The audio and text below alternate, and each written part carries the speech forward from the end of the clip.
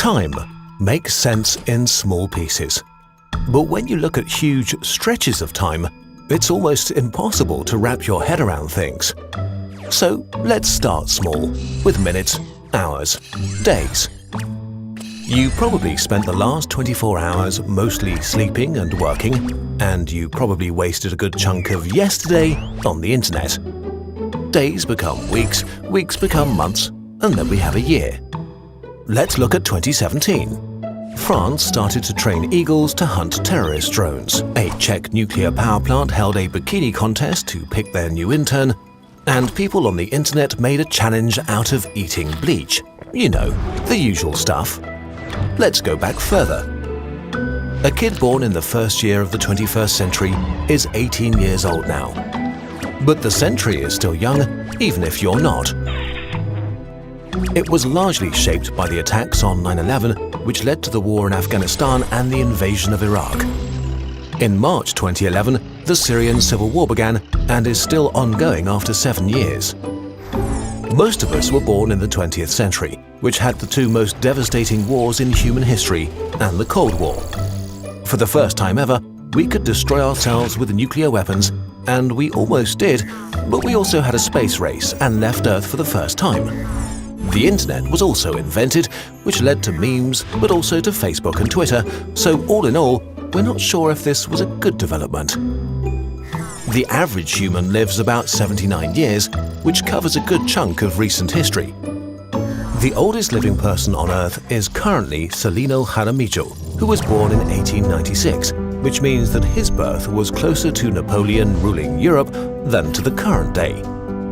Only 250 years ago, the Industrial Revolution turned the world into a progress machine. Farmers became workers and knowledge became easier to distribute. Around this time, we started the progress that is causing climate change today. Not that long ago, actually. The theory of evolution changed how we saw ourselves and the world we live in. Newton wrote down his theory of gravity.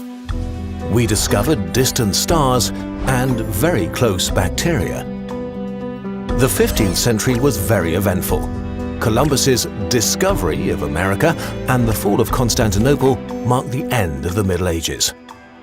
War was all the rage in the Middle Ages, but the number one killer was disease.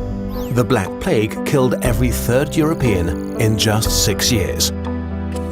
Around 2,000 years ago, we set the arbitrary year 1 of our calendar that most of the world follows today. But to a Roman, the world was already ancient. The Great Pyramids were constructed 4,500 years ago. So to a Roman, the pyramids were older than the Romans are to us today. So long ago that there were still living mammoths on Earth. A lot of history happened before that even. Around 7,000 years ago, humans began writing things down.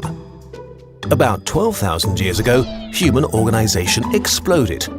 We built our first temple, and around the world mankind began farming, which enabled the rise of larger communities. Our dominance over planet Earth really begins here. Homo sapiens sapiens, the modern human, evolved at least 200,000 years ago. 50,000 years ago, the cognitive revolution expanded our minds and innovation.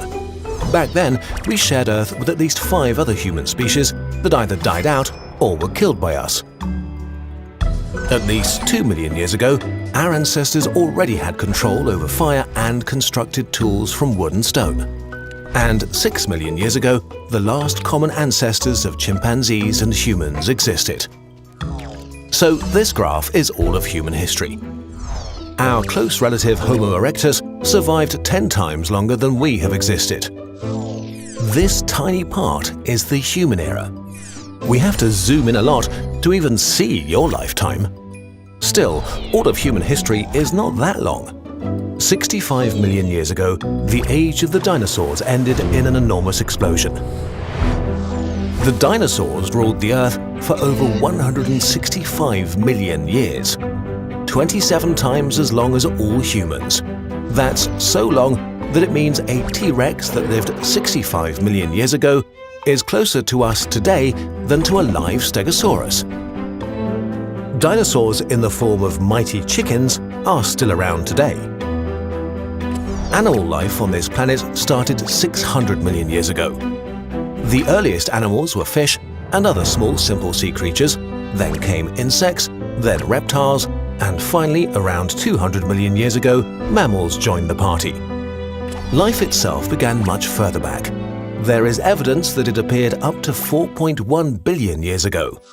For at least 3.5 billion years, life consisted only of single-celled organisms. 4.5 billion years ago, the Sun was born from a gigantic imploding gas cloud. 60 million years later, Earth formed. In those early years, frequent bombardment by comets and asteroids supplied the Earth with large oceans. But as far as the whole universe goes, our solar system is pretty new. 13.75 billion years ago, the universe was born, and about 500 million years later, our own galaxy formed from billions of stars. But what came before the Big Bang? The truth is, we don't know, and maybe we never will. And there you have it, the past. Now let's take a look at what we know about the future. In roughly 1 billion years, the Sun will be so hot that life on Earth becomes impossible.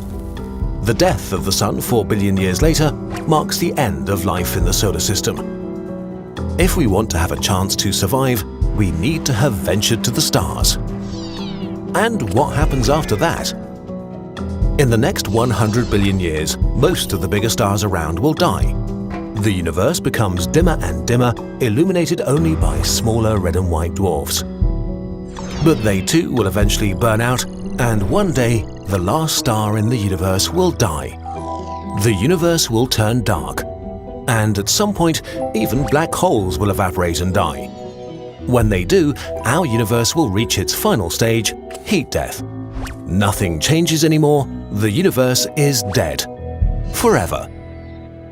Now, you're feeling some pretty weird feelings right now, aren't you? We are too. It's only natural. The good news is, this is all far, far away. The only time that actually matters is now. That cute girl or boy you like, ask them out. Time is precious. Make it count.